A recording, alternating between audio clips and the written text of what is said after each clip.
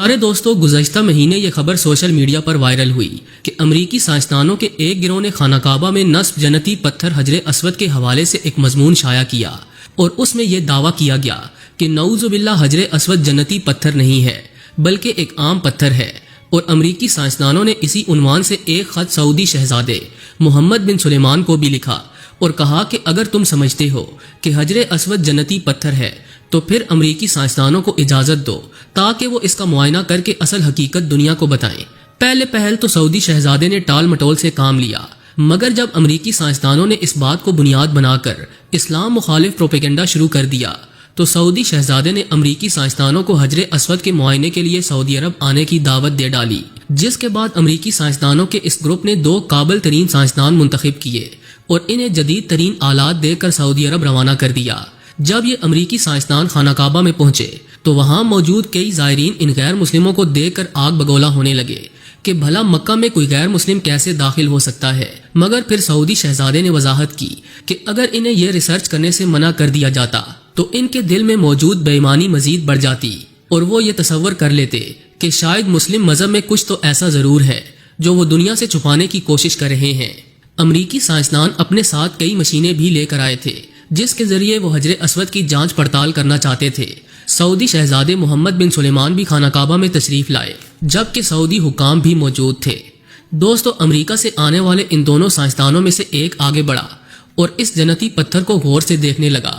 یہ اپنے ساتھ کئی کیمرے اور مشینیں لایا تھا جس سے وہ حجر اسود کی بناوٹ اور خد و خال کو چیک کرنا چاہتا تھا۔ جب اس نے اس مشینری سے حجر اسود کی جانچ پڑتال کرنا شروع کی تو کچھ ہی دیر میں اس کے چہرے کا رنگ بدلنے لگا، اس کا وجود زرد پڑنے لگا، چہرے پر پسینے کے قطرے آنے لگے۔ وہ جیسے جیسے معائنہ کرتا جا رہا تھا اس کی حیرانی اور پریشانی مزید بڑھتی چلی جا رہی تھی۔ اچانک وہ گہری اور لمبی سانسیں لینے لگا، گویا اس کی سانس اٹک گئی ہو۔ تھوڑی دیر بعد اس کے منہ سے یہ الفاظ نکلے، یہ پتھر تو واقعی اس دنیا کا نہیں لگتا، یہ پتھر بے حد قیمتی ہے، یہ تو کائنات کا سب سے عظیم پتھر ہے۔ پھر وہ امریکی سائنسدان خاموشی سے مسلسل کئی منٹس تک ٹکٹکی باندھے حجر اسود اور اپنی مشینوں کو دیکھتا رہا۔ لوگوں کو یہ گمان ہونے لگا کہ شاید یہ عبرت کا نشان بن چکا ہے۔ جب سعودی شہزادے نے یہ صورتحال دیکھی تو اس سائنسدان کو کندھے سے پکڑ کر ہلایا تو وہ ہڑبڑا گیا اور چیخ مارتے ہوئے پیچھے ہٹ گیا۔ وہ اپنے پاس کھڑے مسلمانوں سے کہنے لگا، مجھے اپنا دین سکھاؤ، میں دین اسلام میں داخل ہونا چاہتا ہوں۔ اتنے میں ایک باریش بزرگ نے اسے کلمہ پڑھوایا اور مسلمان کیا، جس کے بعد اس کی حالت غیر ہونے لگی اور وہ بے ہوش ہو کر زمین پر گر گیا۔ اس کی حالت کو دیکھتے ہوئے سعودی شہزادے نے اسے فوراً ہسپتال منتقل کرنے کا حکم دیا۔ 2 ہفتوں تک وہ امریکی سائنسدان ہسپتال میں بے ہوش پڑا رہا۔ جب ہوش میں آیا تو اسے باقاعدہ اذان سنائی گئی اور قرآن مجید کی تلاوت سنائی گئی تو وہ روتے ہوئے کہنے لگا کہ میں تو حجر اسود کو کوئی عام پتھر سمجھتا تھا، مگر جب میں نے اس کو غور سے دیکھا تو میں اس میں یوں کھو گیا کہ جیسے میں دنیا سے بیگانہ ہو چکا ہوں۔ اس پتھر میں مجھے پوری کائنات نظر آ رہی تھی، جو راز اس پتھر میں موجود ہیں اگر میں وہ کھوجنا شروع کر دوں تو شاید کئی سال گزر جائیں، مگر پھر بھی میں اس پتھر کی بناوٹ کو نہ سمجھ سکوں گا۔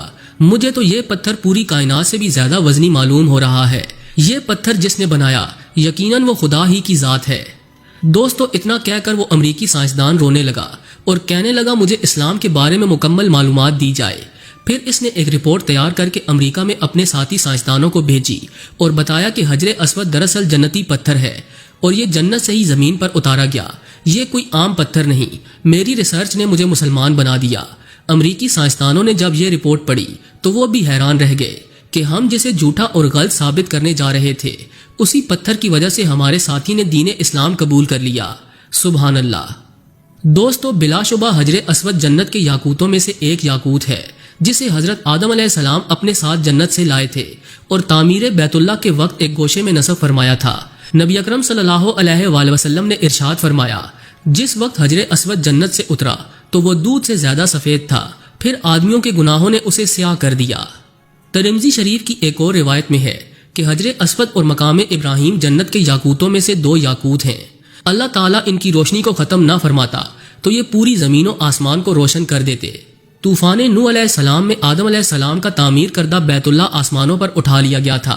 فرشتوں نے اس وقت اس متبرک پتھر کو ابی کیس نامی پہاڑ کے اندر امانت کے طور پر رکھ دیا۔ پھر تعمیر ابراہیمی کے وقت حضرت جبرائیل علیہ السلام نے اللہ تعالیٰ کے حکم سے یہ مبارک پتھر جبل ابی قیس سے اٹھا کر حضرت ابراہیم علیہ السلام کی خدمت میں پیش کیا۔ اس طرح اسے پھر اسی جگہ کی زینت بنا دیا گیا جہاں یہ پہلے رونق افروز تھا۔ حجر اسود کے فضائل و اوصاف میں حضور نبی اکرم صلی اللہ علیہ وآلہ وسلم کے بہت سے ارشادات حدیث اور تاریخ کی کتابوں کی زینت بنے، لیکن جنت کا یہ انمول موتی، عالی مرتبت مقدس و متبرک یاقوت، گردش ایام کی ستمرانیوں سے محفوظ نہ رہ سکا۔ متعدد بار اسے فساق و فجار ظالموں کے ہاتھوں تختہ مشق بننا پڑا، بارہا حوادث کا شکار ہوا اور اس کے نازنین بدن پر کتنے ہی مرتبہ زخم بھی آئے۔ 317 ہجری میں جب مکہ مکرمہ کرامتہ کے دستے تصرف میں آیا تو ابو طاہر سلمان بن الحسن جو کہ کرامتہ کا سردار تھا، اس نے خانہ کعبہ کے حرم میں خون کی ہولی کھیلی۔ 8 ذی الحج 317 ہجری کو اس قدر قتل عام کیا کہ حجاج کی لاشوں سے زمزم کا کنواں بھر گیا۔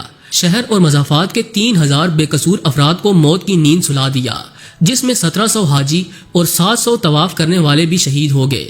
اس نے یہ سارا کھیل میزاب رحمت یعنی کعبہ شریف جو سونے کا تھا اسے اکھاڑنے، مقام ابراہیم اور حجر اسود چوری کرنے کی نامشکور جسارت کے لیے کھیلا تھا۔ 2 آدمی اس مذموم حرکت کے لیے کعبہ شریف پر چڑھے، مگر آنے واحد میں سر کے بل زمین پر گر کر واصل جہنم ہو گئے۔